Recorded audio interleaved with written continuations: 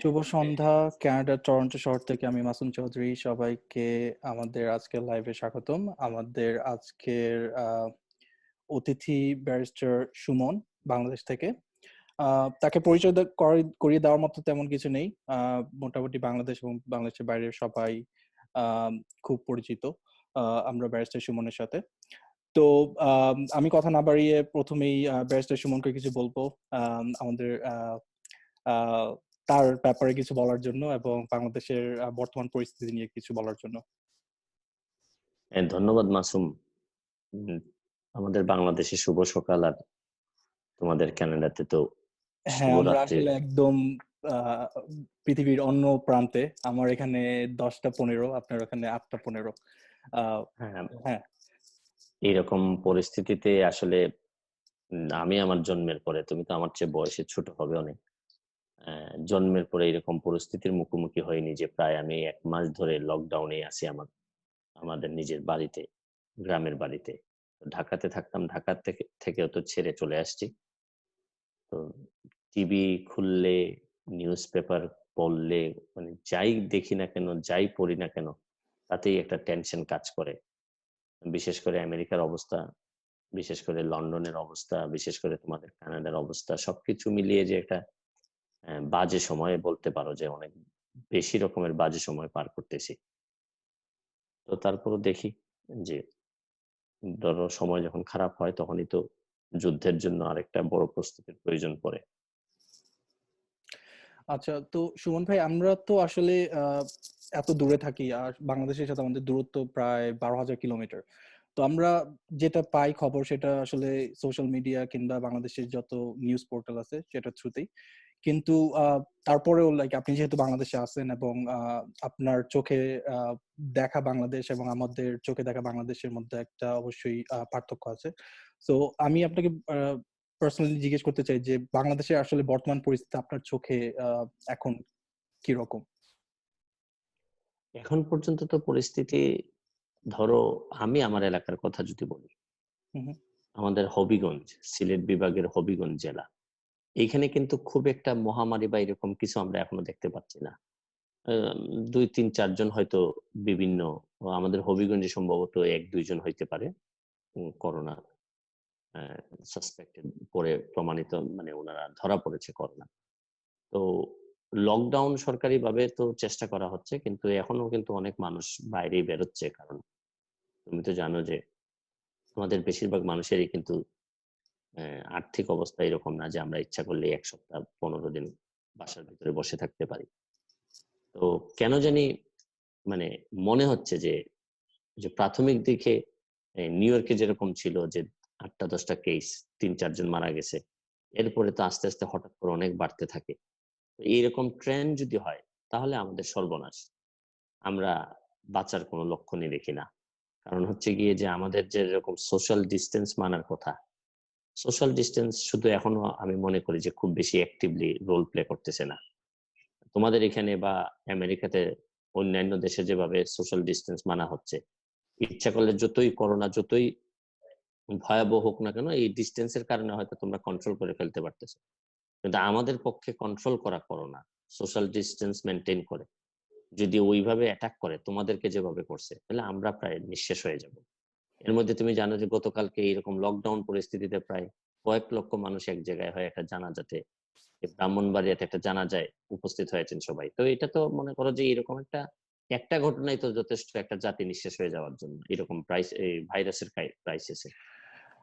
তো এটার আপনি কারণ হিসেবে কি বলবেন যে আমাদের সচেতনতার অভাব, নাকি মানুষের মধ্যে আসলে সেই আহ, আহ, ভীতিটা আসলে নেই যেটা আমাদের মধ্যে আছে, কিংবা একটা সচেতন নাগরিকের থাকা উচিত? এখানে কি বাংলাদেশের মিডিয়া কিংবা বাংলাদেশ সরকারের কোনো ভূমিকা আছে যেটা তারা পালন করতে ব্যর্থ হয়েছে, এবং তার কারণে বাংলাদেশের মানুষ আসলে এতটা সচেতন না যতটা হওয়া উচিত ছিল? আমাদের সমস্যা কি, এই আমাদের তো কোয়ারেন্টিন, সোশ্যাল ডিস্টেন্স, এগুলো সবই কিন্তু বিদেশি টার্ম। বাংলাদেশে এই চিন্তা, বাস্তবতা কোনো দিনই মানুষের মধ্যে ছিল না। মানুষ বরং সারা জীবন দেখে আসছে যে যে কোনো পরিস্থিতিতে ঐক্যবদ্ধ বা একসাথে থাকতে হয়। এই প্রথম আমরা বলছি মানুষদেরকে যে আপনারা আলাদা থাকেন, বাবা ছেলে আলাদা থাকেন, বা পারিবারিক সদস্যরাও আলাদা রুমে থাকার কথা বলা হচ্ছে। এটা মেনে নিতেই তো অনেক সময় লাগে।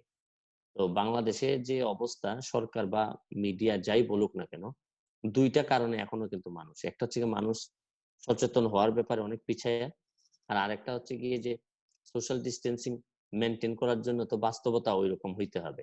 মানে আমার একটা বেডরুমে যদি আমরা মানুষ ২-৩ জন শেয়ার করি, এখানে সোশ্যাল ডিসট্যান্সিং আমরা আসলে কতটুকু পারবোই?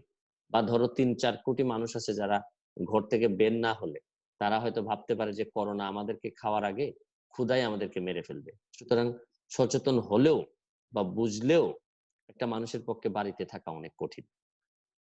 আচ্ছা।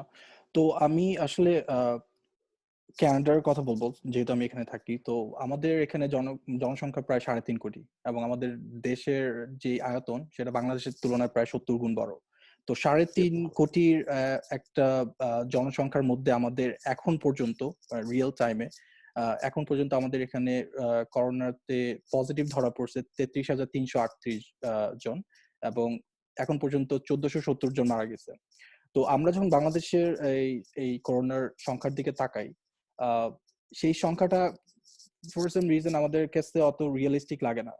এটাতে কি আপনার মনে হয় যে আসল নাম্বারটা কোনোভাবে আমাদের সামনে আসতেছে না, কিংবা আসল নাম্বারটা হ্যাঁ, হাইড করা হ্যাঁ, হচ্ছে?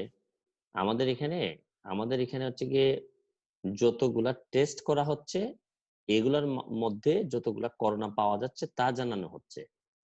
কিন্তু এর মানে কিন্তু এই না যে টেস্ট করা হচ্ছে না এই কারণে করোনার রোগী নাই। আমাদের আমার কেন জানি ব্যক্তিগতভাবে মনে হয় আমাদের সংখ্যাটা আরো অনেক বেশি হবে। কেননা অনেক জায়গায় আছে যে করোনা সাসপেক্ট হয়ে মোটামুটি লোকটা মারাই গেছে। কিন্তু এখন পর্যন্ত ওই যে টেস্ট করাই হয়নি। বহু লোক আছে মারা যাচ্ছে করোনায়, হয়তো আমরা বলছি যে শ্বাসকষ্টে মারা যাচ্ছে। কিন্তু আমাদের তো তো ৩ মাসের মতো সময় ছিল হাতে এই প্রিপারেশনটা আমি এই নেওয়ার। জন্য এটা বারবার বলে আসতেছি যে আমাদের এইখানে ঘাটতি আছে, আমাদের বিশেষ করে স্বাস্থ্য মন্ত্রণালয়। তো আমি গতকালকে পরশুদিনও একটা লাইভে গিয়ে বলছি যে সবচেয়ে টপ লেভেলের ফেইলার মিনিস্ট্রি হচ্ছে গিয়ে মানে হেলথ মিনিস্ট্রি। এখানে যে পরিমাণ দুর্নীতি এবং যে পরিমাণ নেগলিজেন্স ওনারা শো করেছেন এবং অযোগ্যতার প্রমাণ দিয়েছেন, আমি কিন্তু তুমি জানো যে আমি গত পরশুদিনে স্বাস্থ্য মন্ত্রণালয়ের মাননীয় স্বাস্থ্যমন্ত্রীর পদত্যাগ দাবি করছি। বাংলাদেশে আসলে তো এই পদত্যাগের টেন্ডেন্সিটা নাই। আমরা তো এতদিন ধরে আমার জীবনামলে আমি দেখি নাই কোনো এমপি কিংবা মন্ত্রীকে পদত্যাগ করতে তাদের নিজস্ব ভুলের জন্য কিংবা তাদের নিজস্ব ফেলিওরের জন্য। তো সেটা আসলে আমরা দেখতেছি না। কিন্তু এটাকে কিভাবে ইমপ্রুভ করা যায় সেই ব্যাপারে কি বাংলাদেশ আসলে সেই ব্যাপারে আমার কেন কেন জানি আমি কেন জানি এখন মনে হচ্ছে যে আগে এরকম ইনস্টেন্স ছিল না রিজাইন করার বা কি করার। তবে আগে তো করোনাও ছিল না। তাই এখন যেহেতু করোনাও আসছে, আমার মনে হয়, আমার মন বলছে আর কি যে অনেককেই রিজাইন করতে বাধ্য করা হবে বা করতে হবে। হ্যাঁ, এটা আসলে দরকার। কারণ আমাদের হেলথ মিনিস্টার যে আছে এখন বর্তমানে, তার আসলে এই মেডিকেল সায়েন্সের সাথে তেমন একটা যোগ সংযোগ নাই। না, একটা একটা হেলথ মিনিস্ট্রি চালানোর জন্য তার যোগ্যতা আসলেই না, প্রশ্নবিদ্ধ। হেলথ মিনিস্ট্রি তো পরে একটা একজন মিনিস্টার যদি স্বাস্থ্যমন্ত্রী, তাও হুম, হুম। করোনার যে মেইন মেইন যে ক্যারেক্টারিস্টিক্স, এটা হচ্ছে সোশ্যাল ডিস্টেন্সিং।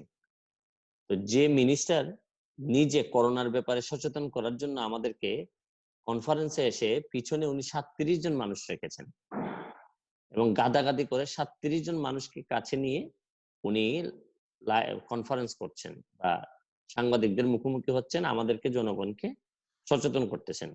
এর মানে মানে বুঝা এর চেয়ে তো আর বেশি বোঝা লাগে না যে যে মানুষটার করোনার ব্যাপারে বেসিক সেন্সটাই নাই। তো করোনার ব্যাপারে তো একটা বেসিক সেন্স হওয়ার জন্য কিন্তু মন্ত্রী হওয়া লাগে না। তোমার যতটুকু সেন্স আছে করোনার ব্যাপারে কি করতে হবে, এটার জন্য কি তোমার মন্ত্রী হওয়া লাগবে যে, বা তোমার কোনো ডক্টরেট করা লাগবে? এটা তো একদম রাস্তার লোকও বুঝে, বা একটা বাচ্চা আমি কয়দিন আগে একটা বাচ্চা মেয়ের ভিডিও শেয়ার করছিলাম, বাচ্চা মেয়েটাও বুঝে যে কখন কখন হাত ধুইতে হয়, আলাদা আলাদা থাকতে হয়। কিন্তু আমাদের দুঃখের বিষয় হচ্ছে কি আমাদের অনেক মন্ত্রীরাও বুঝেন না। আসলে এর জন্যই আসা, that is one of the reason যে আজকে আমরা লাইভটা করতেছি, যাতে সচেতনতা বৃদ্ধি করা যায়, এবং তার পাশাপাশি অ্যাজ প্রবাসী বাংলাদেশী আমরা কি করতে পারি আমাদের তরফ থেকে। তো পরবর্তীতে আমি যেটা এখন যে ব্যাপারটাতে আমি একটু আলোকপাত করতে চাচ্ছি সেটা হচ্ছে কানাডা আমরা খুব আসলে ভাগ্যবান যে আমাদের এখানকার আমাদের সরকার খুব সাপোর্টিভ, আমাদের এখানকার জনগণ খুব সাপোর্টিভ। কিন্তু এখানে পৃথিবীতে তো আরো অনেক দেশ আছে এবং সব দেশের সরকার আসলে সমানভাবে সাপোর্ট দিতেছে না। তো সেজন্য আমি আসলে আমার কিছু বন্ধুকে ইনভাইট করছি যারা বিভিন্ন দেশে থাকে এবং তাদের মুখ থেকে আসলে শুনবো যে তাদের বর্তমান পরিস্থিতি কি। তো সর্বপ্রথম আমি আসলে আমাদের প্রতিবেশী দেশ আমেরিকার নিউ ইয়র্কে অবস্থিত আমার এক বন্ধু রেজাউর রহমান, তাকে আমি আনবো এবং তার মুখে শুনবো যে সেখানকার বর্তমান পরিস্থিতি। আম, আহ, আগে বলে রাখি যে সে নিজেও একজন করোনা পেশেন্ট, সে আইসোলেশনে আছে। তো তার মুখ থেকে শুনি আসলে যে কি হচ্ছে ওইখানে এবং বাংলাদেশ সরকারের তরফ থেকে তারা কি রকম সাপোর্ট পাচ্ছে এবং তাদের আসলে পার্সোনাল এবং তাদের লাইফে আসলে কি কি তারা গো থ্রু করতেছে। সো এখন আমি আসলে আনতেছি রেজাউর রহমানকে। তো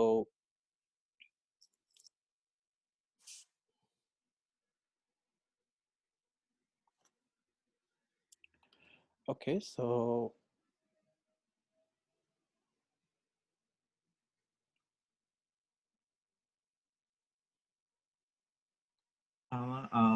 Can you hear me? yes, I can. Turn on your camera, we can see you. Okay, now we can. Thank you very much. Suman ভাই কেমন আছেন? এই তো, কেমন আছো ভাই? এই তো good to have all of you here. আমাদের এখানে আমি এতক্ষণ থেকে পুরোটা সময় আমি কিন্তু শুনছিলাম আপনাদের ডিসকাশন গুলো। সো এখানে আমেরিকার যে অবস্থা, আমি কিছুক্ষণ আগে গভর্নর কুমোর একটা ভিডিও দেখছিলাম। হোয়াট দে আর সেইং যে হ্যাঁ এখন আস্তে আস্তে নিউ ইয়র্কের অবস্থা, which represents the entirety of আমেরিকার অবস্থা, যে এপেক্সটা আস্তে আস্তে কমে আসছে। The number of people hospital হচ্ছে ওটাও আস্তে আস্তে আস্তে আস্তে কমে আসছে। That is what the statistics are saying. কিন্তু আমাদের যে ঝামেলা যে why this thing happened in new York, এমন ড্রাস্টিক ওয়েতে একজন পেশেন্ট ছিল এন্ড দেন এভরি ডে 20,000, 10,000, 6,000 মানুষজন করে বেড়ে বেড়ে গেল। এটার আসলে আমার কাছে মনে হয় যেন when people in this country, আমেরিকার যারা অ্যাডমিনিস্ট্রেশনে আছে বা CDC, when they are telling what to do, they are not completely being honest on what they believe we should be doing. They are checking about their resources. When America কাছে available mask ছিল না, তখন CDC সবাই মিলে বললো যে ও patient ছাড়া অন্য কেউ মাস্ক পরলে এটা কোনো প্রয়োজন নাই, মাস্ক পরার দরকার নেই। হ্যাঁ, অথচ তারা কিন্তু ইনফেকশিয়াস ডিজিজের উপরে তাদের অনেক বড় বড় ডিগ্রি, তারাও বললো যে না, মাস্ক পরার প্রয়োজন নেই। কারণ যদি মানুষ মাস্ক পরা শুরু করে তাহলে তাদের আসল জায়গা মাস্কের যেই স্ক্যারসিটিটা হবে সেটা প্রিভেন্ট করার জন্য they said something like that. And then আজকে গভর্নর কুমো বললো that it is mandatory for everybody to wear mask, কারণ তারা আজকে ফেডারেল গভর্নমেন্ট থেকে প্রায় কিছু মিলিয়ন মাস্ক পেল। So because they have mask, now they are saying that okay এখন মাস্ক তোমাদের আসলে পরা উচিত। কিন্তু ঠিক এই সেম জিনিসটা যদি তারা আরো আগে বলতো তাহলে কিন্তু অনেক মানুষের প্রপোগেশনটা থেকে বাঁচা যেত। That is number one drawback আমার কাছে মনে হয় যেন, মাই পার্সোনাল অ্যাসেসমেন্ট, যে কেন এটা এরকম হলো। আরেকটা জিনিস হলো ট্রিটমেন্ট রেজিমেন্ট। আমি আমার বাংলাদেশে অনেক ফ্রেন্ডরা আছে যারা ডক্টর, আমার কাজিন ভাইরা সবাই অনেকেই ডক্টর আছেন। জিনিসটা হয় যে বাংলাদেশে যখন একজন পেশেন্ট, আমার ফ্রেন্ডের সাথে আমি কথা বলছিলাম, আমি আই হ্যাভ বিন এ কোভিড-19 suspect even right now. So doctor আমাকে বললাম দেখো আমার শ্বাসকষ্ট হচ্ছে, এটা হচ্ছে like you know you if you can breathe then stay home and take Tylenol. এটা হলো অনলি ট্রিটমেন্ট রেজিমেন্ট, আর কোনো কিছু না। আমার নিজের ফ্রেন্ড মারা গিয়েছে এখানে। সো যখন আমি তাদের লাইফ সাইকেল দেখি, তারা হলো যে Tylenol Tylenol Tylenol hospitalisation death, Tylenol Tylenol Tylenol hospitalisation ventilation death, ওরকম অনেক মানুষের লাইফ সাইকেল গেছে। কিন্তু ওই জায়গা থেকে সবাইকে ওটা বলা হচ্ছে আমেরিকার মধ্যেও যে ওরকম কোনো ট্রিটমেন্ট নেই টাইলেনল। কিন্তু আমি অনেক অনেক জায়গায় দেখলাম, যেমন ওই যে ফেভিপিরাভির, এজিথ্রোমাইসিন দিয়ে কম্বিনেটেড থেরাপি এখনো দেওয়া হয়, বিভিন্ন অন্য দেশে দেওয়া, ইভেন বাংলাদেশেও দেওয়া হচ্ছে। এবং এখানেও আমি মনে করি যে ওরা একটা পলিটিক্যাল পলিসি গেম আমার কাছে মনে হয়, ইন মাই পার্সোনাল এক্সপিরিয়েন্স হচ্ছে। কারণ বাংলাদেশে it is completely between patient and doctor, যে হ্যাঁ আচ্ছা আমি আপনাকে একটা অ্যান্টিবায়োটিক একটা অ্যান্টিভাইরাস দিয়ে কম্বিনেটেড থেরাপি দিতে পারি, অ্যান্ড ইট ওয়ার্কস অ্যাকচুয়ালি। আমি কিন্তু একজন pharmacist. So when you have some kind of antiviral drug, antibiotics, cumulatively এটা হয়তো কাজ করে, at least better than just ট্যালেনল।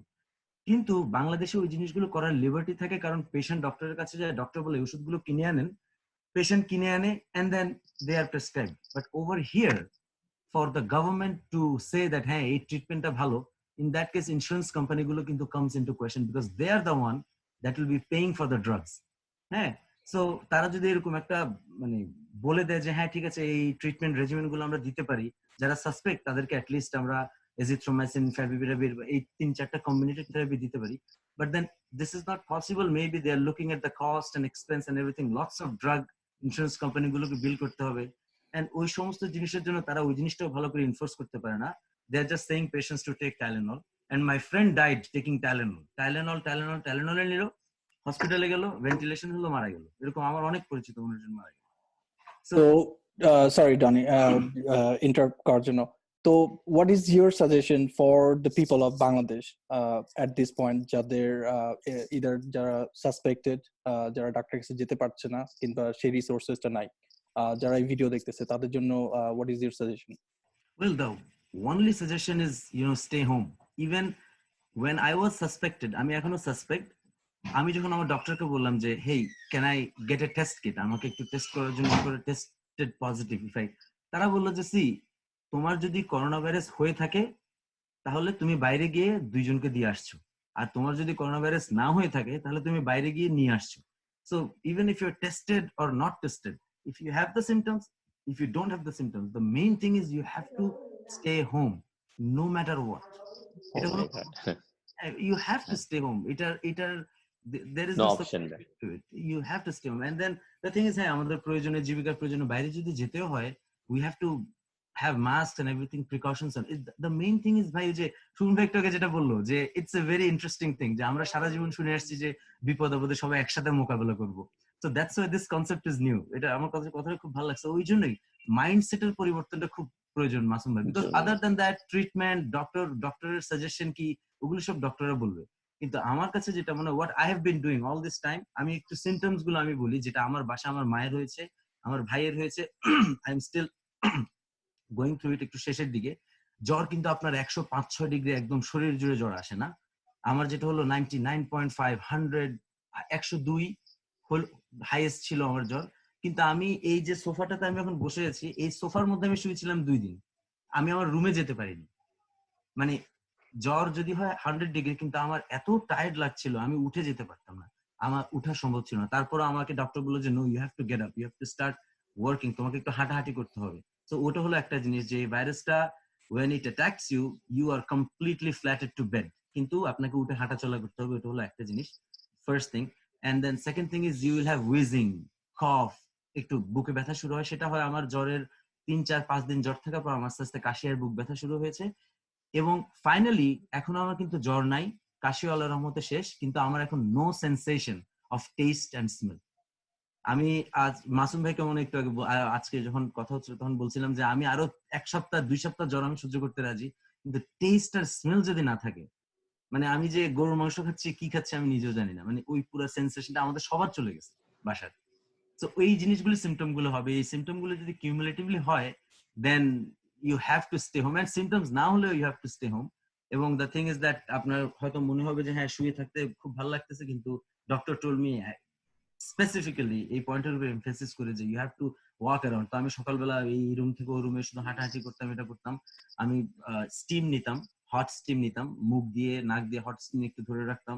I use to take home remedies, যেগুলো ব্ল্যাক সিড অয়েল, মধু গুলো নিতাম। কিন্তু সব কথা শেষ কথা হলো আপনাকে বাসায় থাকতে হবে, এবং বাসায় যদি এমন যদি কেউ থাকে যে বাইরে যাচ্ছে আসছে, এভরিডে একটা কমিউনিকেশন হচ্ছে বাইরের সাথে, ইন দ্যাট কেস আমি বলবো যে সাইমultaneous স্যানিটেশন, যেটা আমি আমার বাসায় করতাম যখন আমি কাজে ছিলাম। সাইমultaneous স্যানিটেশন আমি প্রতিদিন সকালবেলা উঠতাম, উঠার পর সব ভাই বোনকে বলতাম যে আসো সবাই মিলে আমরা হাত ধুবো, সবাই মিলে একসাথে হাত ধুয়ে ফেলি, তার মানে আমাদের সবার হাত এখন রোগ জীবাণু মুক্ত। ঠিক সাথে সাথে আমি অ্যালকোহল ওয়াইপস নিয়ে বাসার যেই যেই জায়গাগুলো সবাই খুব ফ্রিকুয়েন্টলি ধরবে থ্রু আউট দ্য ডে, ওই জায়গাগুলো ওয়াইপ করে ফেলি। আমাদের সুইচ গুলো, আমাদের এই যে কল যেখানে ছাড়ে সেটা, দরজার নব গুলো, আমার ওভেনের যে সুইচ প্যাড ওটা, ওভেনের হ্যান্ডেলটা, ফ্রিজের হ্যান্ডেলটা, চুলার যে জিনিসটা জ্বালাই আমরা, স্টোভের ওটা, যে জিনিসগুলো খুব ফ্রিকোয়েন্টলি আমাদের থ্রু আউট দ্য ডে ধরা হবে, সেগুলো আমরা পুরো স্যানিটাইজ করে ফেললাম, আর আমরা আমাদের হাত স্যানিটাইজ করে ফেললাম। মোটামুটি ওই ওই সেন্স অফ স্যানিটাইজেশনটা থাকতে হবে যে আমি কি ধরলাম, কি ধরছি, এটা পরিষ্কার তো, আমি আবার হাতটাকে মুখে লাগাচ্ছি কিনা। তো these are the things that is important, what I feel, and on top of that বাসা থাকতে হবে। Thank you, just very informative, and I hope যে সবাই এটা ফলো করুক। আরেকটা জিনিস জানি, যেটা আমি জিজ্ঞেস করতে চাই, সেটা হচ্ছে আমরা জানি যে আমেরিকাতে প্রচুর বাংলাদেশি আছে ওখানে, এবং অনেক আনডকুমেন্টেড বাংলাদেশিও আছে। তো তাদের জন্য কি বাংলাদেশ দূতাবাস কিংবা বাংলাদেশ হাই কমিশন কিছু ইনিশিয়েটিভ নিছে, কিংবা তারা কি গভর্নমেন্ট থেকে কোনো হেল্প পাচ্ছে? গভর্নমেন্ট থেকে তো হেল্প ওভাবে অফিসিয়ালি, আমেরিকার মধ্যে যে স্টিমুলাস প্যাকেজ যেটা করলো, ওখানের মধ্যে বলা হলো যে residents and citizens. So in that case, that completely eliminates all the illegal residents of anywhere বাঙালি হোক আর যেটা হোক। তো ওখান থেকে কিন্তু টোটালি বাদ পড়ে যাচ্ছে, দ্যাট ইজ ওয়ান থিং। আর সেটা নিয়ে আমি পরে আসছি, কিন্তু আরেকটা জিনিস হলো, even the Bangladeshi people who are working, they are residents and they are citizens, আমাদের দেখতে হবে আমাদের এইজ জিনিসটা কিন্তু অন্যরকম। একজন মানুষ যখন আমি এই যে যারা জব করছে, কাজ করছে, যে বেনিফিট গুলো তাদেরকে দেওয়া হচ্ছে, আমাদের এখানে আনএমপ্লয়মেন্ট বেনিফিট এখন কমপ্লিটলি খুলে দেওয়া হলো, plus $600 every week on top of whatever they will get. Unemployment বেনিফিটটাকে স্ট্রেচ করে আরো 13 মান্থস এক্সট্রা করা হয়েছে। So whatever the duration was unemployment, হ্যাঁ একজন যদি 22 সপ্তাহ পায়, তাহলে তার সাথে সাথে আরো 13 সপ্তাহ অ্যাড করা হয়েছে। হ্যাঁ, যে আচ্ছা বিজনেস শুরু হতে হতে still there will be unemployed people. So ওই বেনিফিটটা তারা বাড়াচ্ছে, দ্যাট ইজ নাম্বার ওয়ান। তারা আনএমপ্লয়মেন্ট এক্সটেনশন এবং আনএমপ্লয়মেন্টের ফান্ডিংটা বাড়িয়ে দিয়েছে। সেকেন্ড থিং হলো যে স্টিমুলাস প্যাকেজে একটা অ্যাসিস্ট্যান্স দেওয়া হলো সবাইকে, যে $1200 করে পাবে যাদের ইনকাম 75,000। সিঙ্গেল মানুষ যাদের ইনকাম 75%, তাদেরকে $1200, আর জয়েন্ট যদি হাজব্যান্ড ওয়াইফ থাকে তাদেরকে দেওয়া হবে $2400, প্লাস 17 বছর বা তার নিচের এক একটা বাচ্চার জন্য $500 করে দেওয়া হবে। So these are the things, it's not like personally I support all of them. আমার কাছে মনে হয় যাদের হাউস হোল্ড ইনকাম আমেরিকার মধ্যে $150,000, তাদের কোনো সহায়তারই প্রয়োজন নাই। তারা যদি জব না করে তাহলে তো আনএমপ্লয়মেন্ট আসছেই, তাহলে গভর্নমেন্ট। এবার যাই হোক, তো এই যে জিনিসগুলো, বেনিফিট গুলো যে হচ্ছে, প্রথম জিনিস হলো দিজ আর ডিক্লেয়ার্ড। এর মধ্যে যে স্টিমুলাস চেকটা যেটা আসার কথা, most of the people got it. গত 2-3 দিন আগে একটা ব্যাচের চেক রিলিজ করা হলো, নেক্সট আরো করা হবে। ওটার জন্য কারো কোনো ডকুমেন্টেশন কোনো কিছু করতে হচ্ছে না। এটা আইআরএস এর কাছে সবার যার যার ডেটা আছে। যারা এবছর ট্যাক্স ফাইল করেছে তাদেরকে এই বছরের ট্যাক্স ফাইল অনুযায়ী, আর যারা করেনি তারা প্রিভিয়াস ইয়ারের ট্যাক্স ফাইল অনুযায়ী তাদেরকে পেমেন্ট। কিন্তু যারা আনডকুমেন্টেড রেসিডেন্ট আছে তাদের তো ট্যাক্স ফাইল করতে হয় না, এবং তারা কিভাবে মানে এই করোনাটাকে করতেছে? These are all individual and বিভিন্ন ধরনের যে সংস্থা, যে ফান্ডস, ওটাই। ইভেন রাইট নাও আমি এখন পর্যন্ত I am not informed about যে হ্যাঁ বাংলাদেশ দূতাবাস থেকে খুব ড্রাস্টিক কোন একটা স্টেপ নেওয়া হয়েছে যে okay fine, let's help undocumented Bangladeshis or something, ওরকম কোনো কিছু নেই। These are all personal. Even আমি নিজে I helped out a lot of people, আমাদের যারা ছোট ভাইরা ফ্রেন্ডরা মিলে we help out a lot of people, but individually ওরকম করা ইন্ডিভিজুয়াল, বা কিন্তু it's not like in a wide scale. Nobody is thinking about the undocumented Bangladesh and they are just suffering. So যদি মানে ফার্স্ট ওয়ার্ল্ডের একটা দেশের জন্য বাংলাদেশ হাই কমিশনের এরকম অ্যাপ্রোচ থাকে, তাহলে আসলে বোঝাই যায় যে আমাদের মিডল ইস্টে কিংবা অন্যান্য দেশের যে বাঙালি আছে তাদের কি পরিস্থিতি এখন। যাই হোক, অনেক ধন্যবাদ ড্যানি আমাদের সাথে কথা বলার জন্য। এবং উই হোপ টু রিকভার সুন। সেফে থেকো, সেফে থেকো, স্টে সেফ। এন্ড অনেক ভালো লাগলো তোমার কথা শুনে, অনেক ইনফরমেটিভ ছিল, আর অনেক ভালো লাগছে। আর তোমার মতো মানুষের শুধু আমেরিকার জন্য না, আমাদের জন্য আরো বেশি দরকার বেঁচে থাকা। Thank you. হ্যাঁ, স্টে সেফ। আর মানে I don't have to tell you, you are a pharmacist, so you know what you need to do, এবং help us also, like whatever information you know, share it with us. I know you are making videos. I see your videos. So keep doing it. And thank you for all the contribution. And we hope your quick recovery. Okay? Thank you very All much. right. Thanks. Thank you.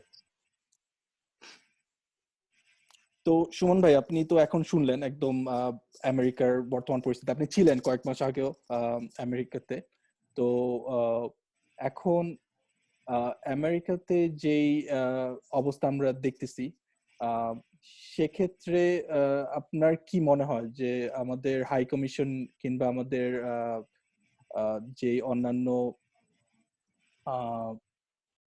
আমাদের যে high commission আছে তাদের আসলে এরকম নীরবতার কারণ কি? তারা কেন এই এই এই দুর্যোগের সময় আসলে নীরব আমেরিকার মতো একটা দেশে? মিউট করা। শুধু আমেরিকান হাই কমিশন না, শুধু আমেরিকান হাই কমিশন না, বাংলাদেশের যতগুলা হাই কমিশন পৃথিবীর বিভিন্ন দেশে আছে, তাদের ব্যাপারে কিন্তু আপ টু দা মার্ক এরকম কোন পারফরমেন্স খুব বেশি শোনা যায় না। বড় উল্টা শোনা যায় যে একটা হাই কমিশন ওই ওই দেশে বাংলাদেশিদের স্বার্থ রক্ষার জন্য কাজ করবে। কিন্তু দেখা যাচ্ছে যে বেশিরভাগ ক্ষেত্রে, সবাই বলবো না, বেশিরভাগ ক্ষেত্রে বাংলাদেশের যে হাই কমিশনে যারা কাজ করেন তারা ওই দেশের মানুষের, মানে ওই দেশে প্রবাসী বাংলাদেশিদের স্বার্থ রক্ষার চেয়ে ওনারা ওনাদের নিজেদের অবস্থান শক্ত করার ব্যাপারে বেশি ব্যস্ত থাকেন। যাক, এগুলো তো আসলে আমাদের দুঃখটা তো অনেক আগেরই দুঃখ। তবে এখন এরকম ক্রাইসিস মোমেন্টে দুই একটা হাই কমিশনের কথা শোনা যায় যে, বা এমবেসির কথা শোনা যায় যে ওনারা পারফর্ম করতেছেন। তবে একটা ব্যর্থতা তো হাই কমিশন তো পরে। একটা জিনিস খেয়াল করে দেখো যে এই দুইটা জায়গা আমরা এখনো বলি না, কিন্তু এই করোনা ভাইরাসটা বাংলাদেশে নিশ্চয়ই হেঁটে হেঁটে আসে নাই, হাঁটতে হাঁটতে রোয়ানা দিয়ে এরকম ভাবে তো আসে নাই। আসছে হচ্ছে গিয়ে নিশ্চিত যে বিমানে করে আসছে বা জাহাজে করে আসছে। এই ভাইরাসটা আমরা হোম গ্রোন না, নিজেরা তো ওই যে ফসল ভাইরাসের। এর মানে হচ্ছে গিয়ে যে এই দুইটা মন্ত্রণালয় আসার পরে না, স্বাস্থ্য মন্ত্রণালয়ের কাছে আসার আগে দুইটা মন্ত্রণালয়, একটা হচ্ছে পররাষ্ট্র মন্ত্রণালয়। হ্যালো, তুমি শুনতে পাচ্ছ? হ্যাঁ, আমি শুনতে পাচ্ছি। আপনি হ্যাঁ আছেন ফুল স্ক্রিনে। হ্যাঁ, একটা হচ্ছে গিয়ে পররাষ্ট্র মন্ত্রণালয় আর একটা হচ্ছে গিয়ে বিমান মন্ত্রণালয় বা আমাদের যিনি প্রবাসী কল্যাণ মন্ত্রণালয়। এই তিনটা মন্ত্রণালয়কে যদি জিজ্ঞেস করো যে বিমানে করে যখন করোনা আসছে আপনাদের কি বিমানে কোনো কিছু কন্ট্রোল করতে পারতেন না? আচ্ছা, পররাষ্ট্রমন্ত্রীকে যদি আমরা জিজ্ঞেস করি যে আপনি কোন কোন দেশে কি কি অবস্থা, আপনার হাই কমিশনাররা চীনে তো আরো 3 মাস আগে ছিল, ওই অবস্থাগুলা কি আপনাদেরকে ইনফর্ম করে নাই? আর ইনফর্ম করলে কি আপনি ওই ধরনের প্রিপারেশন নিতে পারতেন না? বিশেষ করে চায়না, ইতালি, এই যে কয়েকটা ইনফেক্টেড কান্ট্রি যেগুলো, এই কান্ট্রি থেকে যেসব মানুষরা আসছে তাদেরকে বাধ্যতামূলকভাবে দূরে কোথাও কোয়ারেন্টিনে নিয়ে যাওয়া। এর মানে হচ্ছে কি শুধু স্বাস্থ্য মন্ত্রণালয় কিন্তু ফেল করছে যে তা না, প্রথম দিকে ফেল করছে কিন্তু আমাদের পররাষ্ট্র মন্ত্রণালয়, সাথে সাথে ফেল করছে হচ্ছে কি আমাদের প্রবাসী কল্যাণ মন্ত্রণালয় এবং হচ্ছে কি আমাদের বিমান মন্ত্রণালয়, যারা বিমানের দায়িত্বে আছে। এই তিনজনের, মানে তুমি যদি প্রথম কোয়েশ্চেনটা করো যে করোনা তো বিমান ছাড়া বা জাহাজ ছাড়া আসে নাই, এর মানে হচ্ছে গিয়ে বিমানের যিনি দায়িত্বে তাকে জবাবদিহি করা লাগে। আর হচ্ছে গিয়ে যারা যারা কোন দেশ থেকে কিভাবে আসছে, ইনফেক্টেড কারা, এই ব্যাপারে তো জানার কথা ছিল, বোঝার কথা ছিল পররাষ্ট্র মন্ত্রণালয়। ওনারা পুরাপুরি ফেল করেছেন। আচ্ছা, প্রবাসী কল্যাণ না হয় ধরলাম, এখন প্রবাসীরা কিভাবে আছে, কি ব্যবস্থা নিচ্ছে এই মন্ত্রণালয়, না হয় দোষ আমি কিছুটা কমই দিলাম। কিন্তু স্বাস্থ্য মন্ত্রণালয়ের সাথে সাথে এই দুই মন্ত্রণালয়ের অবস্থা তো খুবই খারাপ। এরা যদিও মানুষ ওপেন এখন কিছু বলে না, এটা আসলে বিহাইন্ড দ্য সিনে কোন দুইটা মন্ত্রণালয়ের অবস্থা, যে করোনা যদি তুমি নিশ্চিত হও যে এটা হেঁটে হেঁটে আসে নাই, তাহলে এই দুজনকে তো জিজ্ঞেস করা লাগে। এখন পররাষ্ট্র মন্ত্রণালয়ের ব্যাপারে যদি এত কথা থাকে, তখন আর এই যে পররাষ্ট্র মন্ত্রণালয়ের অধীন এমবেসি আর হাই কমিশনকে বলে কতটুকু বলবা তুমি, বলো? তো তাদের আসলে পর্যাপ্ত সময় ছিল প্রিপারেশন নেওয়ার, এবং তাদের এই নেগলিজেন্সের কারণটা কি? আপনার মানে মেইন প্রধান কারণ কি হতে পারে? আমরা কি ফাইনান্সিয়ালি আসলে কেপেবল না এটা ফাইট করার জন্য, নাকি না আমরা না না, জাস্ট ইগনোরেন্ট? ফাইন্যান্সিয়ালি তো পরে। এই যে তুমি ড্যানির কথা শুনছো যে কোনো ওষুধ নাই, ওদের তো ওষুধের অভাব নাই আমেরিকানদের, কত বড় বড়, তাদের তো টাকারও অভাব নাই। সমস্যা হচ্ছে গিয়ে কমন সেন্সটাই তো নাই। স্বাস্থ্যমন্ত্রী বুঝেনি না সোশ্যাল ডিস্টেন্সিং কি। তারপর হচ্ছে গিয়ে যে এই যাদেরকে মন্ত্রী, কয়েকটা মন্ত্রণালয়ে আমি যাদেরকে বললাম, উনাদের তো আসলে ধরো ধরো একজনকে মন্ত্রী বানানো হয়েছে, ধরো পর্যটন মন্ত্রী, দেখা গেল উনি জীবনে পর্যটনের জন্য কক্সবাজারের বাইরে কোথাও গেছেন কিনা সন্দেহ আছে। তো তার ধারণাটা কি হইতে পারে পর্যটনের ব্যাপারে? ধরো তুমি বিমান মন্ত্রী, তো বিমান মন্ত্রী যদি একটুক না বুঝেন যে বিমানে করেই করোনা ভাইরাসটা আসতে পারে, আর কোনো ওয়েতে আসার সুযোগ নাই, বিমানটা কন্ট্রোল করতে পারলেও তো হতো। যিনি পররাষ্ট্রমন্ত্রী, উনি যদি এই যে উম, উনি তো তোমার জানাই আছে আমাদের পররাষ্ট্রমন্ত্রী, উনি এক পর্যায়ে আবেগপ্রবণ হয়ে বলেই ফেলছেন যে প্রবাসীরা নাকি নবাবজাদা হয়ে যায়। যে প্রবাসীদের টাকায় আমরা বেশিরভাগ রেমিটেন্সে আমরা সবচেয়ে বড় একটা অবস্থান আমাদের অর্থনীতিতে, এদের ব্যাপারে যিনি সম্মান করে কথা বলতেই কষ্ট হয় বা উনি ভুল করে ফেলেন, তো এটা তো আমাদের তো আর কি বলবো বলো তুমি? আচ্ছা, যেহেতু আপনি রেমিটেন্স এর কথা টানলেন, সেহেতু আমি আসলে এই টপিকটা এখন আনতে চাচ্ছি। সেটা হচ্ছে গিয়ে যে আমরা আসলে যারা প্রবাসী বাংলাদেশী আছি, তাদের আসলে শুধু রেমিটেন্স না, তাদের আরেকটা ভূমিকা আছে বাংলাদেশের এই সময়ে দেশের পাশে দাঁড়ানো। তো আপনার কি মনে হয় as a non resident Bangladeshi যারা আমরা আছি বিভিন্ন দেশে, এবং আমাদের আসলে এবিলিটি আছে বাংলাদেশের পাশে দাঁড়ানোর, আমরা আসলে নন কিভাবে রেসিডেন্স নন রেসিডেন্স বাংলাদেশি যারা আছেন, তুমি আছো বা আরো যারা বাংলাদেশের যত এবং নন আমরা রেসিডেন্স প্রায় আছেন 1 কোটির উপরে বাংলাদেশি পৃথিবীর বিভিন্ন আছেন দেশে ছড়ায় ছিটায় আছে। আছেন এই 1 কোটির ব্যাপারে আমার একটাই বক্তব্য হচ্ছে গিয়ে যে এটা আপনাদের দেশ, আপনারা কিছু সময়ের জন্য বাইরে আছেন। একটা কথা মনে রাখবেন শুধু, যে আপনারা হয়তো করোনায় মারা যাবেন, করোনা যদি আপনাদেরকে এফেক্ট করে আপনারা মারা যাবেন, কিন্তু আমরা এমন এক জায়গায় আছি বাংলাদেশে, আমরা যদি করোনায় মারা নাও যাই, ক্ষুধায় মারা যাব, মারা যাওয়ার যথেষ্ট পরিমাণ সম্ভাবনা আমাদের আছে। সুতরাং এখন তো বুঝতেই পারতেছেন যে আপনাদের দায় দায়িত্ব কতটুকু। যদি সামান্য দেশের জন্য টান থাকে, যে যার অবস্থান থেকে যতটুকু পারেন। এখন আমি মনে করি বাংলাদেশ এরকম অভিজ্ঞতা কখনো ছিল না, যে দেখেন আমাদের 3 বেলায় প্রায় 50 কোটি মানুষের খাবার দিতে হয়। তো করোনা তো আমি তো বলছি যে করোনায় যা মারবে তার চেয়ে হয়তো বেশি লোক মাইরে ফেলতে পারে অভাবের কারণে। সুতরাং যে যার অবস্থান থেকে যতটুকু পারেন, একটু যদি নিজেদের লাইফস্টাইলটা একটু কাটছাট করে, যদি এখন যে যার অবস্থান অনুযায়ী নিজেদের জন্মস্থান আর যেখানে ভালো মনে করেন এখানে যদি একটু সাহায্য করেন, আমার মনে হয় যে আমরা অনেকটুকু বেঁচে যেতে পারবো। এবং আপনি কি মানে এখন যে সাহায্যটার কথা বলতেছেন, এটা কি আমরা আমাদের কারণ সরকার তেমন কোনো ইনিশিয়েটিভ আমার আমার চোখে পড়ে নাই, আমি প্রতিদিনই নিউজ পেপার পড়তেছি, তেমন কোনো ইনিশিয়েটিভ সরকার নেয় নাই যেটা দিয়ে আমরা ডিরেক্টলি কন্ট্রিবিউট করতে পারি। তো সেক্ষেত্রে আমাদের কন্ট্রিবিউশনটা কি আমাদের আমাদের বাংলাদেশে যে ফ্যামিলি আছে তাদের কাছে দেওয়া এবং তারা রাইট, এটাকে ডিস্ট্রিবিউট রাইট। করবে? কারণ মানে এবং যে প্রশাসনের যে আরেক, ফরম্যাটে হ্যাঁ সরি, যে ফরম্যাটে পারেন, ধরেন তোমার যদি তোমার পরিবারের উপর ইনফ্লুয়েন্স থাকে বা তোমার পরিবারের সদস্যরা যদি দেখা যায় অ্যাক্টিভলি রোল প্লে করতে পারে, তুমি তোমার পরিবারের কাছে পাঠাও। যদি না পারো তখন তুমি চ্যারিটেবল অর্গানাইজেশন আছে এগুলাতে পাঠাও। মানে এক কথা হচ্ছে গিয়ে তোমার পেরিফেরিতে যাদেরকে কাভার করা যাবে তোমার সক্ষমতা অনুযায়ী, এদেরকে পাঠানোই সবচেয়ে বেস্ট ডেলিভারি হবে। এবং এটা আরেকটা রিজন আমি মানে অ্যাড করতে চাচ্ছি, কারণ রিসেন্টলি সোশ্যাল মিডিয়াতে কিছু ছবি আমরা দেখছি যে বিভিন্ন মেম্বার চেয়ারম্যানদের খাটের নিচে তেলের বোতলের স্টক, চালের বস্তার আরে এগুলা স্টক। এগুলা চোরের কথা বলছো তো, চোরের কথা তোমার একটা কথা বলি। এই বাংলাদেশে অনেক নেতাই আছেন যে ব্যাপারটা এরকম না যে ওনারা নেতা হওয়ার পর চুরি শুরু করেছেন, চোরদেরকেই অনেক ক্ষেত্রে নেতা বানানো হয়েছে আমাদের। সুতরাং তেল তো ওদের খাটের নিচেই থাকবে। তো তাহলে এইগুলা থেকে সেক্ষেত্রে আমরা আমরা তো বেরোয় আসলে আসার চেষ্টা আমরা প্রশাসনের, বেরোয় আসার চেষ্টা করতেছি। হ্যাঁ তাহলে সেক্ষেত্রে আমাদের আসলে প্রশাসনের উপরে সেই বিশ্বাসটা নাই, তো আমাদের না, হেল্প করতে হলে প্রশাসনের সেটা, উপর চিন্তা করার সুযোগ এখন তোমাদের নাই। প্রশাসন হ্যাঁ। প্রশাসনের জায়গা থেকে তারা তাদের জবাবদিহি করবে, তারা যতটুকু পারে করবে। কিন্তু তোমাদের এই এখন প্রশাসনের কথা বলে তোমরা তোমাদের জায়গা থেকে যদি একটু চেপে যাও, তাহলে আমরা বিপদে পড়ে যাব। না না, কারণ আমরা ধরো আসলে মানে আমাদের অ্যাপ্রোচটা তাহলে ওই ফ্যামিলি থ্রুতেই যেতে হবে, কারণ এই যে ফ্যামিলি থ্রুতে বেস্ট হবে, বেস্ট এফোর্ট হবে। কারণ তোমার ফ্যামিলিতে এখন যদি করো দুইটা পারপাস সার্ভ হবে, একটা হচ্ছে ফ্যামিলিকে দেখা হবে, আবার ফ্যামিলির মাধ্যমে তুমি তোমার যে যতটুকু দায় দায়িত্ব এতটুকু তুমি পালন করতে পারলা।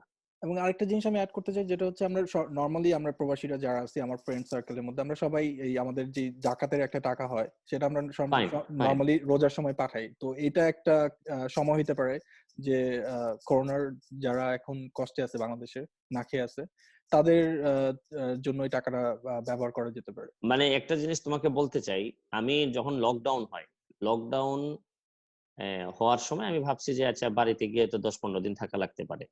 আমি আমার অ্যাকাউন্টের 10 লাখ টাকা নিয়ে আমি আমি আমার এলাকায় আসি প্রথমে। আমি জীবনে চিন্তাও করি নাই যে এই প্রথম 10 দিনের মধ্যে আমার 10 লাখ টাকা শেষ। মানে আমি চাল কিনছি প্রায় 10 টনের মতো, যা আমার কাছে আমার মানুষের দেওয়ার জন্য। এখন বাধ্য হয়ে এইরকম একটা ক্রাইসিস মোমেন্টে আমি চিন্তা করছিলাম যে আরো পরে একটা ফাউন্ডেশন করব। আমি বাধ্য হয়ে আমার ফাউন্ডেশন করতে হয়েছে, এই কারণে আমি আজকে আত্মপ্রকাশ করলাম। গতকালকে রাতে আমি লিখিত ভাবে করছি, আজকে একটু পরে হয়তো আমি লাইভে গিয়ে আমি আত্মপ্রকাশ করব ফাউন্ডেশনের। আমি দেখলাম যে এখন অনেকেই আমাকে হেল্প করতে চাচ্ছেন বিদেশ থেকে। তো এটা পার্সোনালি আমার নেওয়াটা ঠিক হবে না, ফাউন্ডেশনের মাধ্যমে হইলে জিনিসটা আরো বেশি মানে ট্রান্সপারেন্সি থাকে। ফাউন্ডেশনটা করতে আমি বাধ্য হইলাম এই কারণে যে আমি দেখতেছি বাংলাদেশের যে পরিস্থিতি, যে অবস্থা, তাতে আমার আর কয়দিন পরে হয়তো আমার মানে দরজা টরজা ভেঙে ফেলতে পারে মানুষজন যারা সাহায্য প্রার্থী। এই সময়ে যদি আমি সহযোগিতার হাত আমি প্রসারিত করতে না পারি, তখন তো আমার জন্য অনেক বেশি কষ্ট হবে। এই জন্য আমি বাধ্য হয়ে, পরিস্থিতিটা কোন জায়গায় গেছে যে আমাকে অনেকেই অনেকভাবে টাকা দেওয়ার কথা বলছেন, আমি বলছি না এখন আমার লাগবে না, আই এম এনাফ আমার নিজের এলাকার জন্য। এখন আমি নিজেই বাধ্য হচ্ছি যে একটা এই ফাউন্ডেশনের মাধ্যমে এটাকে বড় আকারে বড় পরিসরে করার জন্য। তো আমি মনে করি যে এটা একটা রাইট টাইম। আমার মতো লোক যখন ফাউন্ডেশনের দিকে যাইতে বাধ্য হয়েছি, তখন আর তো কেউ বাকি থাকার কথা না।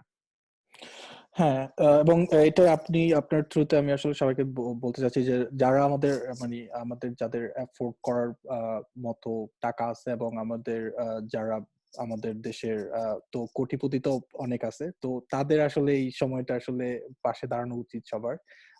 আমরা প্রবাসীরা অবশ্যই দাঁড়াবো, কিন্তু they have a big role to play at this time, because আসলে এটা একজনের পক্ষে সম্ভব না। এটা আসলে এখন সবার আসলে একসাথে কাজ করতে হবে, এবং সবার যার যতটুকু সামর্থ্য আছে সেটা দিয়ে কাছে পাশে দাঁড়ানো উচিত। তো আমি এই পয়েন্টে আসলে পর্তুগাল থেকে আমি আসলে চাচ্ছিলাম ইউরোপের পরিস্থিতি নিয়ে কারোর কাছ থেকে একটু শুনতাম যে তারা আসলে কেমন আছে। কারণ আমরা আসলে নিউজ পেপারে একটা নাম্বার দেখি, রাইট? আসলে বোঝা যায় না what kind of emotional uh, uh, breakthrough they're going through. So let's hear from someone. So আমাদের পর্তুগাল থেকে এখন শাহিন আমাদের সাথে জয়েন করবে, এবং তার মুখ থেকে আমরা আসলে শুনবো যে সেখানকার বর্তমান পরিস্থিতি, এবং তাদের বর্তমান যে সমস্যা তারা সম্মুখীন হচ্ছে।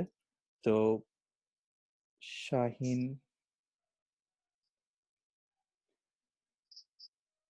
আপনি শুনতে পাচ্ছেন? I think you're on mute. Yeah.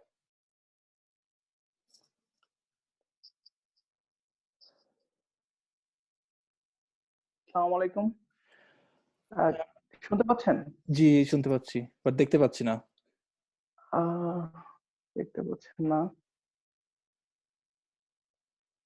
হ্যাঁ, হ্যাঁ, এখন দেখতে পাচ্ছি। এখন দেখতে পাচ্ছেন, শুনতে পাচ্ছেন আশা করি। রাইট।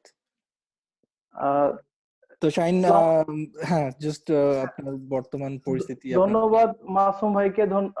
আসসালামু আলাইকুম সুমন ভাই।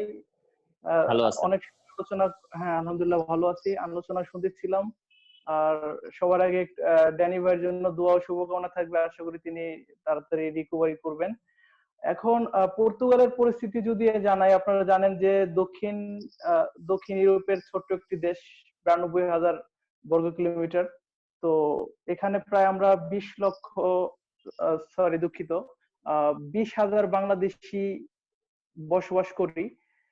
ইতিমধ্যে যদিও আপনারা জানেন যে ইতালি, স্পেন, ফ্রান্স একটু খারাপ পরিস্থিতি, বাট এখন একটু একটু করে কমতেছে, যার কারণে আমরা আসলে একটু স্বস্তিতে আছি। তবে পাশের দেশ স্পেনের অবস্থা যেহেতু একটু ভয়াবহ, এখন আমাদের ভিতর আতঙ্ক কাজ করতেছে। আমাদের প্রায় 20 জন বাংলাদেশি এখানে ইনফেক্টেড হয়েছে ইতিমধ্যে। তো এই জন্য আসলে কমিউনিটিতে অতিরিক্ত একটা আতঙ্ক আছে। আর এ পর্যন্ত প্রায় 20,000 পর্তুগিজ বা এই দেশে 20,000 আক্রান্ত, প্রায় 700 জন মৃত্যুবরণ করেছেন। আর ইতিমধ্যে বাংলাদেশি অনেকেই সংকটে পড়েছেন, বিশেষ করে যারা অনেকেই জব হারিয়েছেন এবং যাদের ছোট মাঝারি ব্যবসা ছিল তাদের এখন সবকিছু বন্ধ, যেহেতু আমরা দ্বিতীয় দফার মতো কোয়ারেন্টাইনে আছি, লকডাউনে আছি। তো মে মাসের 2 তারিখ পর্যন্ত আমাদের লকডাউন চলবে। যদি পরিস্থিতি স্বাভাবিক না হয় হয়তো এটা আরো এক্সটেন্ড করা হতে পারে। তো এখন ইতিমধ্যে যেটা বলতে চাই যে পর্তুগিজ সরকার যথেষ্ট চেষ্টা করতেছে আমাদের প্রবাসী, নট অনলি প্রবাসী, আমাদের প্রবাসী সহ যারা এই দেশে ইমিগ্রেন্ট আছে, যেহেতু একটা ইমিগ্রেন্ট ফ্রেন্ডলি কান্ট্রি। তো বাট এখন আমাদের বাংলাদেশ সরকার থেকে, প্রবাসী কল্যাণ মন্ত্রণালয় থেকে অন্যান্য দেশের মতো প্রায় আমার বিভিন্ন তথ্য মতে 20 লক্ষ টাকা, প্রায় 20,000 ইউরো ফান্ডিং পেয়েছে বাংলাদেশ দূতাবাস পর্তুগাল। তো তারা ইতিমধ্যে যারা সাময়িক সংকটে পড়েছেন বাংলাদেশি, তাদের ডোর টু ডোর খাদ্য সামগ্রী পৌঁছে দিচ্ছে। তো ইতিমধ্যে আমি জানতে পারছি যে আমার কিছু ফ্রেন্ডও তারা পেয়েছে, যারা আবেদন করেছে আর কি এম্বাসির পেজে তথ্য দিয়ে। তবে যেটা আমি সুমন ভাইকে অনুরোধ করব যে বিষয়টি নিয়ে আওয়াজ তুলতে, যে বাংলাদেশ এম্বাসি, যেমন for example if I give example আবার পর্তুগাল, পর্তুগাল সম্পর্কে বলি যে 20 জন যে বাংলাদেশি আক্রান্ত হয়েছে, এই 20 জনের ট্রিটমেন্টের ব্যাপারে বাংলাদেশ দূতাবাস এখনো সেই মানে স্যাটিসফ্যাক্টরি কোনো পদক্ষেপ নিচ্ছে না। যেহেতু পর্তুগালে 90% রোগীকে বাসায় বসে ট্রিটমেন্ট দেওয়া হচ্ছে, তো সেখানে আসলে যারা পর্তুগিজ তাদেরই হয়তো এখন সমস্যা হচ্ছে, আর আমরা যারা প্রবাসী তাদের আসলে অত বেশি কেয়ার হচ্ছে না। তো সরকার থেকে বা এম্বাসি থেকে যদি তাদের পদক্ষেপ নিত যে তাদের পর্যাপ্ত ট্রিটমেন্ট হচ্ছে কিনা, কে কেমন আছে, তাহলে হয়তো এখনো কোনো ধরনের দুর্ঘটনা বা কিছু একটা এড়ানো সম্ভব। হ্যাঁ, কম হইতো। তো আমি চাই যে আপনি এই ব্যাপারটা একটু আওয়াজ তুলবেন, যে অন্যান্য দেশে, ইতালিতে, ফ্রান্সে, স্পেনে অনেক বাংলাদেশি মারা গিয়েছে ইতিমধ্যে। আমেরিকা তো সবচেয়ে বেশি জানেন। এখন আমি আমি ব্যক্তিগতভাবে কিছু লোকাল সাংবাদিকদের সাথে কথা বলেছি যে এম্বাসি থেকে তাদের কি আমাদের যারা ইনফেক্টেড বাংলাদেশি তাদের আক্রান্ত হয়েছে তাদের খোঁজ খবর নেওয়া হয়েছে কিনা। তারা আসলে কোনো সদুত্তর দিতে পারেনি। তারা আসলে বলতেছে যে না, এরকম কোনো আসলে আমরা দেখতে পাইনি। তো শুধু আসলে যদি একটু সাহস ভরসা দেয় এম্বাসি, তাহলে আমরা আশা করি অনেকেই একটু সাহস পাবো আর কি। এখন শুধু খাদ্য সামগ্রী দিয়ে আসলে আমার মনে হয় না যে হবে, কারণ এখন যেহেতু আক্রান্ত হয়ে গেছি, এখন আমাদের প্রপার ট্রিটমেন্টটা ঠিক মতো হচ্ছে কিনা প্রবাসী অনুযায়ী, যদিও পর্তুগিজ সরকার ইতিমধ্যে যাদের লিগ্যাল ডকুমেন্ট ছিল না সবার চিকিৎসা দেওয়ার জন্য বা সবার আপাতত এই আপৎকালীন সময়ে সবার স্ট্যাটাস লিগ্যাল স্ট্যাটাস করে ঘোষণা দিয়েছেন। এজন্য আসলে পর্তুগাল সরকারকে ধন্যবাদ জানাই। তো এই ছিল অবস্থা। তো আমরা আসলে একটা আতঙ্কের ভিতরে আছি, আশা করি আর তার উপর আবার এখন আমরা আসলে প্রবাসীরা প্রায় মোর দ্যান 1 কোটি প্রবাসী আমরা দেশের পরিবার নিয়েও চিন্তিত আছি, যেটা বলতেছিলেন যে আসলে প্রতিদিন বাড়িতে ইভেন কি অনেক সময় আমি ভয়েস রেকর্ড পাঠাই আমার ছোট ভাইকে দিয়ে মসজিদের মাইকে প্লে করার জন্য, কারণ গ্রামের মানুষকে সচেতন করার জন্য বিভিন্ন উপায়ে আমরা চেষ্টা করতেছি, সোশ্যাল মিডিয়া হোক, অনেক সময় পোস্ট দিয়ে, অনেক সময় এই যে সুমন ভাই আপনার মতো যারা জনসচেতনতা বৃদ্ধি করার জন্য কাজ করে থাকেন তাদের পোস্ট শেয়ার করি যাতে মানুষ দেখে। তো এই আমরা এছাড়া আসলে তেমন কিছু করারও নাই, দোয়া করি আর সামাজিক যোগাযোগ মাধ্যমে আমরা সচেতনতা সৃষ্টি করার জন্য কাজ করতেছি। তো এই ছিল আসলে পর্তুগাল থেকে update. Okay, thank you Shahin. বর্তমান পরিস্থিতি, but stay there. I know it's a very hard time, it's a very tough time. Just দোয়া করবেন সবার জন্য, বেস্ট, এবং মানে আমাদের শুভকামনা আছে, জাস্ট সাবধানে থাকবেন আর আমাদের দোয়া রইল। ধন্যবাদ। ওকে, থ্যাংক ইউ। আচ্ছা, তো এখন সুমন ভাই, আপনি তো মানে দেখলেন, আমরা নর্থ আমেরিকার কথা শুনলাম, আমরা ইউরোপের কথা শুনলাম। আসলে সব দেশ থেকে তো আনা সম্ভব না।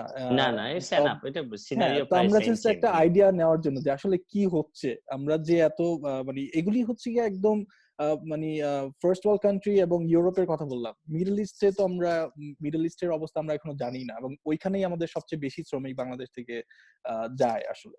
তো সেক্ষেত্রে এইবারের যে সমস্যাটা মাসুম, এইবারের যে সমস্যাটা, আগে বেশিরভাগ ক্ষেত্রে বাংলাদেশে মহামারী ছিল, ডেঙ্গু বলো বা আমরা বিভিন্ন ক্রাইসিসের মুখোমুখি হয়েছি, তখন কিন্তু প্রবাসীদের কাছ থেকে আমরা হেল্প নিতে পারছি। এইবার প্রবাসীরা নিজেরাই বিপদে।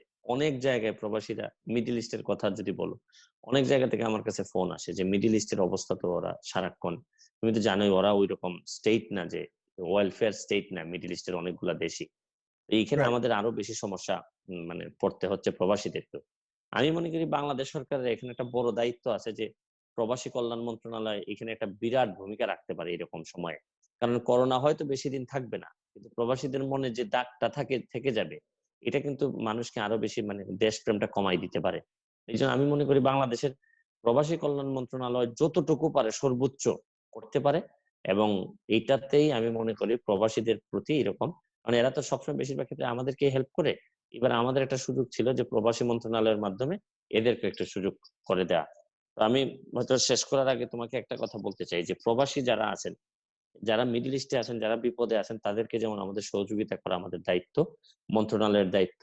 তবে তোমাদের যারা প্রবাসী আছো তোমাদেরকেও বলবো যে এখন একটা যুদ্ধে যাওয়ার, মানে পুরা যুদ্ধে ঝাঁপিয়ে পড়ার সময়। আর জীবনে এরকম সময় আসবে কিনা কে জানে, যে এত বেশি প্রয়োজন পড়বে আমাদের। আমার তো জানা মতে এত বেশি প্রয়োজন আগে পড়ে নাই, যে আমাদের এখানে খাবারের সমস্যা হবে বা আমাদের মানুষের এরকম চলতে সমস্যা হবে। এই ভাইরাস আমাদেরকে জানো তো যে মানে শারীরিক ভাবে এত দূরে নিয়ে গেছে, তবে এটা একটা বিশ্বাস করি মানসিক ভাবে অনেক কাছে নিয়ে আসছে। মানে এটা আমি মনে করি প্রমাণ করার সময়। আচ্ছা, তো সুমন ভাই, আমি একটা জিনিস এখানে মানে মেনশন করতে চাই, সেটা হচ্ছে আমাদের এখানে একটা ফেসবুক গ্রুপ আছে, কেনেডিয়ান বাংলাদেশ কমিউনিটি, সিবিসি বলি সংক্ষেপে। তো ওই গ্রুপে আমরা একটা ইনিশিয়েটিভ নিয়েছিলাম আমরা কয়েকজন, এবং কমপ্লিটলি এটা সেলফ ফান্ডেড একটা ইনিশিয়েটিভ ছিল।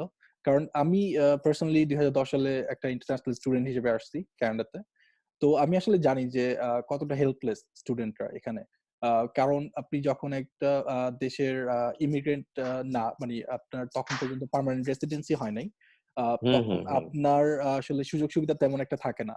এবং সবার চোখে আসলে ইন্টারন্যাশনাল স্টুডেন্টরা হচ্ছে খুব বড় লোকের ছেলে, যারা টাকা দিয়ে নিজের টাকা খরচ করে আসলে বাইরে আসে পড়তে। কিন্তু আসলে আমরা ভুলে যাই যে এর একটা মেজরিটি আসে হচ্ছে গিয়ে স্কলারশিপ নিয়ে, গ্র্যান্ট নিয়ে। এবং আসলে এখন যে পরিস্থিতিটা হয়েছে, যাদের আসলে ছিল ওই সামর্থ্যটা এখন আর নাই, কারণ বাংলাদেশের ব্যবসা বাণিজ্য বন্ধ, না, বাংলাদেশের তা তো অবশ্যই, তা তো অবশ্যই।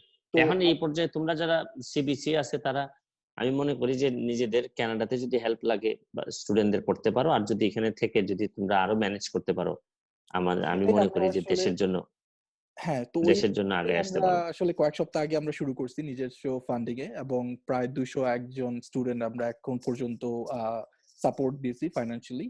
এবং ফাইন, অগণিত ফাইন, স্টুডেন্ট মেন্টালি সাপোর্ট, কারণ মেন্টাল সাপোর্টটা আসলে খুব ইম্পর্টেন্ট এই সময়। অনেক বড়। না না, অবশ্যই। তা এখানে আমি আশা করব যে তোমাদের অনেকেই তো সিবিসির অনেকেই এখন মোটামুটি পার্মানেন্ট সিটিজেন বা পার্মানেন্ট হ্যাঁ, একটা স্ট্যাটাস হয়ে গেছে। এখন আমি মনে করি যে যদি মনে করো যে না, এই যুদ্ধে কিছুটা হইলেও তোমরা ব্যাকআপ দিতে পারবে আমাদের দেশকে, সুতরাং তোমরা তোমাদের জায়গা থেকে যেভাবেই পারো যদি দাও, এটাই আমার একটা অনুরোধ থাকবে আর কি।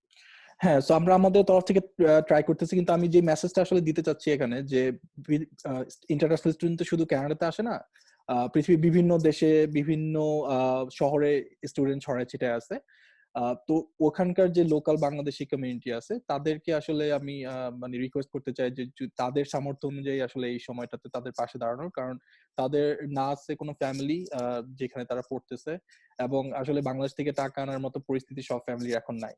তো এই রাইট। সময়টাতে আসলে তারা যেই মেন্টাল একটা প্রেশারের মধ্যে আছে, সেই প্রেশারটা আসলে আমরা কমাইতে পারি অ্যাজ এ কমিউনিটি। যে রাইট। এই সময়ে আমাদের আশেপাশে যারা স্টুডেন্ট আছে, এবং প্রবাসীতে একটা জিনিস যে সবাই মোটামুটি সবার সাথে কানেক্টেড, ইদার লাইক সোশ্যাল মিডিয়ার থ্রুতে হোক, অথবা যেমন আমাদের এখানে বিভিন্ন অর্গানাইজেশন আছে ওইটার থ্রুতে হোক। তো এই সময়টা আসলে আমাদের প্রবাসীদের যেই বিভিন্ন শহরে যে বাংলাদেশি কমিউনিটি গুলি আছে, এই এই এই লাইভের থ্রুতে আমি আসলে তাদেরকে রিকোয়েস্ট করতে চাই যে তারা যাতে তাদের দেশের এবং তাদের শহরের ইন্টারন্যাশনাল স্টুডেন্ট যারা আছে কিংবা নন ডকুমেন্টেড বাঙালি যারা আছে তাদের আসলে পাশে দাঁড়ানো, কারণ তারা আসলে বেশ কঠিন একটা সময়ের মধ্যে দিয়ে যাচ্ছে। আমরা সবাই যাচ্ছি, কিন্তু তাদের সময়টা আসলে আমরা আসলে বুঝতে চাই না, কিংবা আসলে বোঝার উপায় নাই যদি না আপনি আসলে ওই সিচুয়েশন নিজে ফেস না করেন। তো এই ইনিশিয়েটিভটা আমরা এখান থেকে নিছি, এবং এটা আসলে আমি বলার একটাই কারণ যে যাতে এই মডেলটা আসলে পৃথিবীর বিভিন্ন দেশে ছড়ায় থাকা প্রত্যেকটা কমিউনিটিতে এই ইনিশিয়েটিভটা নেওয়া হয়, এবং যাতে কেউ আসলে না খেয়ে না থাকে। কারণ আমার পার্সোনালি আমি অনেক স্টুডেন্টদের কাছে কল পাইছি, তারা খুব হেজিটেন্ট, কারণ তারা আসলে মানে অভ্যস্ত না কারো কাছ থেকে সাহায্য চেয়ে, রাইট? তো এখন ব্যাপারটা এরকম যে তারা না পারতেছে না খেয়ে থাকতে, না পারতেছে আসলে সাহায্য চাইতে। তো এই ইনিশিয়েটিভটা আসলে আমাদেরই উচিত নিজে থেকে যে জিজ্ঞেস করা আসলে কি অবস্থা না, তা তোমাদের। তো অবশ্যই, তা তো অবশ্যই। তো এটা আপনি যদি একটু আপনার পরবর্তী লাইভে হোক কিংবা আপনার পরবর্তী কোনো ভিডিওতে হোক এই ব্যাপারটা আপনি একটু যদি হাইলাইট করেন, অবশ্যই তাহলে মাসুম, কৃতজ্ঞ অবশ্যই। থাকবো। আর আমি সরি, আসলে আমার ইচ্ছা ছিল ব্যাপারটা মানে লাইভটাকে যত শর্ট করার, কিন্তু না, অসুবিধা নাই, আমাদের অসুবিধা আসলে নাই, এটা এত একটা এত ক্রাইসিস মোমেন্ট। এত আসলে টপিক যে আসলে আমরা না, অসুবিধা নাই, এটা টেকিং এরকম লঙ্গার। ক্রাইসিস মোমেন্ট আরো। তো thank you Masum, thank you, অনেক আপনাকে অনেক দোয়া ধন্যবাদ। রইলো। হ্যাঁ, আপনাকে অনেক ধন্যবাদ সময় দেওয়ার জন্য, এবং আপনি যা করতেছেন we are really grateful and we really respect what you're doing. তো keep doing what you're doing, and please মানে আমাদের তরফ থেকে সরকারকে যতটুকু বলা যায় এবং অবশ্যই, বোঝানো যায় অবশ্যই। বলবেন। এবং the reason you are here today is to get our voice to them, because আমাদের আসলে কথা বলার কথা শোনার আসলে কেউ নাই। আমাদের হাই কমিশন শুনে ঠিকই, কিন্তু এক কান দিয়ে শুনে আরেক কান দিয়ে বের করে দেয়।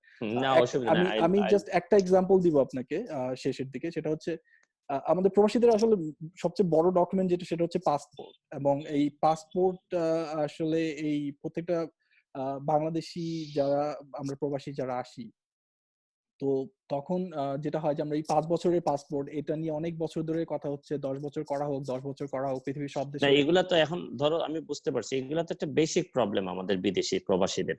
পাসপোর্ট টাসপোর্ট এগুলো বেসিক প্রবলেম। এগুলো আমরা চেষ্টা করব যে এটা নিয়ে তো কয়েকবার আমি ভয়েস তোলার চেষ্টা করছি, আবার নেক্সট টাইমও করব। তবে এখন আপাতত আমি মনে করি যে করোনাটাকে যদি আমরা ফেস করতে পারি, তো এইটার অভিজ্ঞতায় কিন্তু আমরা অন্যান্য পাসপোর্ট টাসপোর্ট যেগুলো আছে আরো সমস্যা, এগুলো সমাধান করা যাবে। ঠিক আছে, so let's ঠিক আছে, get thank you through Masum. this together, and thank you very much for joining us.